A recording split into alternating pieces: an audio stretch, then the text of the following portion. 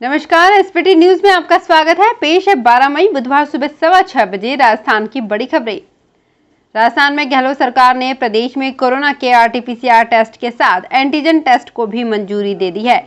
मुख्यमंत्री अशोक गहलोत ने स्वास्थ्य विभाग को आरटीपीसीआर के साथ एंटीजन टेस्ट करने की मंजूरी दी है। अब गांव और शहरों में डोर टू डोर सर्वे के दौरान कोरोना से मिलते जुलते लक्षण पाए जाने पर मौके पर ही सैंपल लेकर एंटीजन टेस्ट से पता लगाया जाएगा कि व्यक्ति कोरोना पॉजिटिव है या नहीं। साल भर पहले सरकार ने एंटीजन टेस्ट की रिपोर्ट को अविश्वसनीय बताते हुए इस पर रोक लगा दी थी। अब इसे फिर से मंजूरी दे दी है। सरकार का तर्क है कि सर्वे में मौके पर ही जल्दी कोरोना की टेस्ट रिपोर्ट आने से संदिग्ध मरीज को आइसोलेट कर उसका इलाज शुरू करने में आसानी होगी। आरटीपीसीआर रिपोर्ट आने में वक्त लगता है। राजस्थान सरकार ने निजी अस्पतालों में कोरोना वायरस संक्रमण के इलाज की दरें मंगलवार को फिर से तय की। चिकित्सा विभाग के प्रधान सचिव अखिल अरोरा ने इस बारे में आदेश जारी किया। इससे पहले विभाग ने पिछले साल 20 जून को राज्य के निजी अस्पतालों में कोरोना वायरस संक्रमण के उपचार की दरें तय की थी, लेकिन उस आदेश में ये स्पष्ट नहीं था कि कौन कौन सी दवाइयां या अन्य खर्च उसमें शामिल हैं। भ्रम को दूर करने के लिए ये नई दरें तय की गई है। सरकार द्वारा तय की गई दरों के अनुसार कोरोना वायरस संक्रमण के सामान्य इलाज के लिए गैर NABL श्रेणी के सामान्य अस्पतालों में प्रतिदिन शुल्क 5,000 रुपए रहेगा, जिसमें ऑक्सीजन से लैस पृथक बिस्तर और PPE किट भी शामिल है। वहीं NABL से मान्यता प्राप्त अस्पतालों में एक दिन का उपचार शुल्क 5,500 रुपए होगा। देश में कोरोना की दूसरी लहर के बीच देश के 18 राज्यों और केंद्र शासित प्रदेशों में नए केस कम हो रहे हैं। इस वजह से केंद्र सरकार ने नियमों में छूट देना शुरू कर दिया है। सरकार ने मंगलवार को टेस्टिंग से जुड़ी शर्तों में कुछ बदलाव किए। इसके मुताबिक अब एक से दूसरे राज्य में जाने से पहले आरटीपीसीआर टेस्ट कराना जरूरी नहीं होगा। मामले बढ़ने के साथ ही कई राज्यों में अपने यहां आने के लिए कोरोना टेस्ट की नेगेटिव रिपोर्ट जरूरी कर दी थी। इसके अलावा नई गाइडलाइन के मुताबिक अगर मरीज को 5 दिन से बुखार नहीं है तो उसे हॉस्पिटल से डिस्चार्ज करने से पहले भी आरटीपीसीआर टेस्ट की जरूरत नहीं होगी। राजस्थान में मंगलवार को कोरोना वायरस संक्रमण के 16,080 नए मामले सामने आए। राज्य में अभी 2,05,730 कोरोना संक्रमित मरीज उपचाराधीन हैं।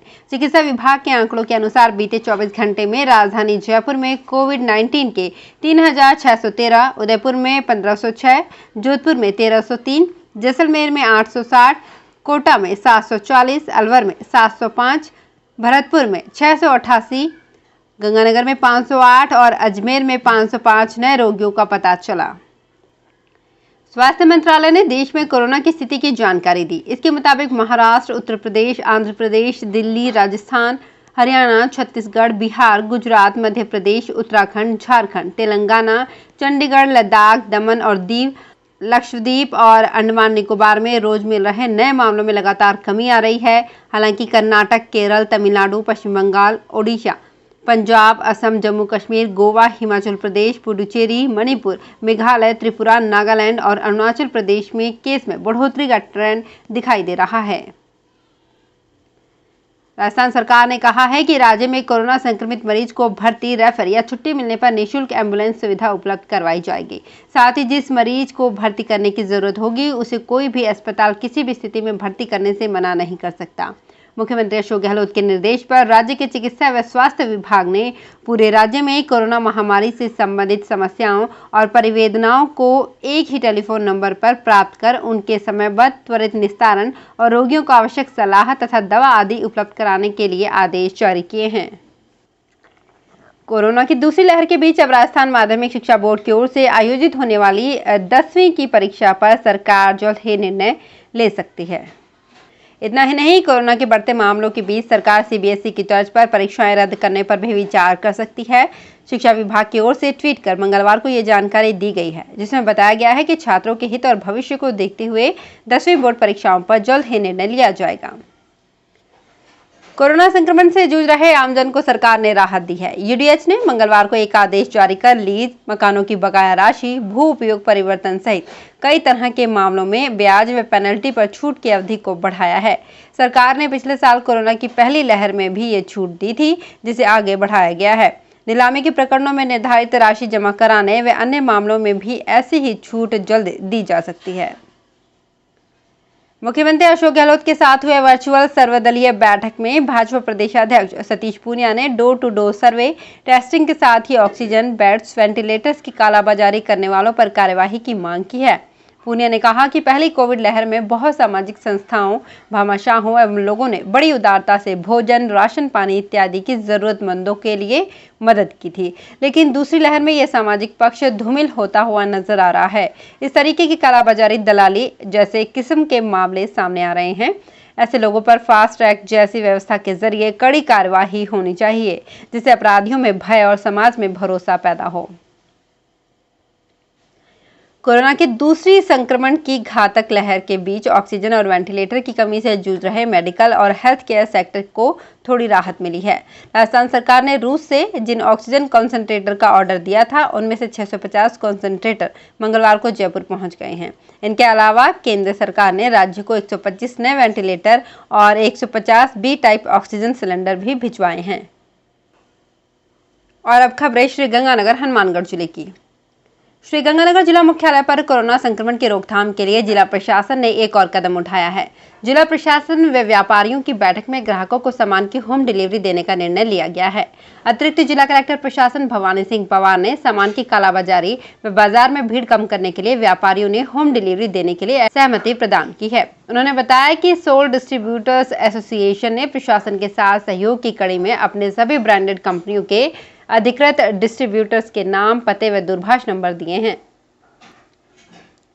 श्रीगंगानगर जिला मुख्यालय सहित जिले भर में कोरोना संक्रमण के बीच जीवन रक्षक दवाइयों, ऑक्सीजन और अन्य दवाइयों की कालाबाजारी करने वाले सरकारी अधिकारियों, कर्मचारियों व संविदा कर्मियों को एसीबी दबोचेगी। इस संबंध में श्रीगंगानगर एसीबी के डीवाईएसपी भूपेंद्र सोनी के मोबाइल नंबर 9414095175 व वेद प्रकाश लखोटिया के मोबाइल नंबर 9672077334 पर सूचना दी जा सकती है।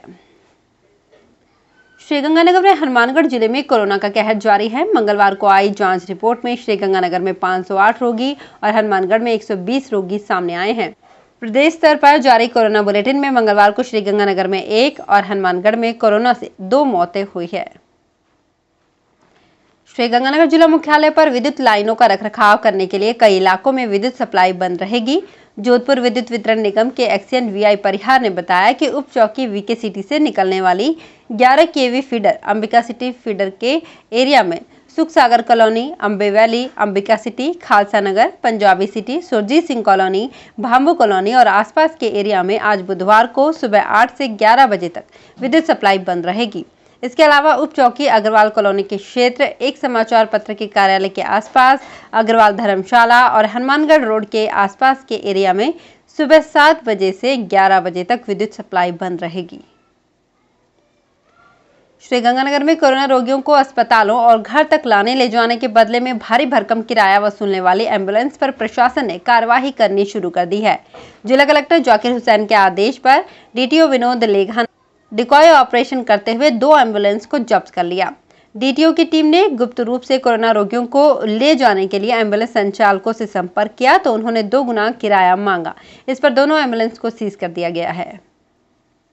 श्रीगंगानगर जिला मुख्यालय व जिले भर के सरकारी दफ्तर लॉकडाउन के चलते बंद हैं। ऐसे में कर्मचारियों से वर्क फ्रॉम होम से कोविड प्रबंधन की सेवाएं ली जा सकती है। अतिरिक्त जिला कलेक्टर प्रशासन भवानी सिंह पवार ने बताया कि वर्क फ्रॉम होम करने वाले कर्मचारी अगर वे वर्तमान में अपने पद स्थापन जिले से अन्यत्र जिले में वर्क फ्रॉम होम कर रहे हैं तो उनकी सेवाएं उनके निवास स्थान के जिला कलेक्टर द्वारा कोविड के संक्रमण की रोकथाम के लिए अधिग्रहित की जा सकती हैं। तो फिलहाल इस बुलेटिन में इतना है, फिर हाजिर होंगे कुछ और बड़ी खबरों के साथ। एसबीटी न्यूज के और भी वीडियोस को देखने के लिए हमारे चैनल को सब्सक्राइब करें और नोटिफिकेशन पाने के लिए बेल आइकन को प्रेस करें।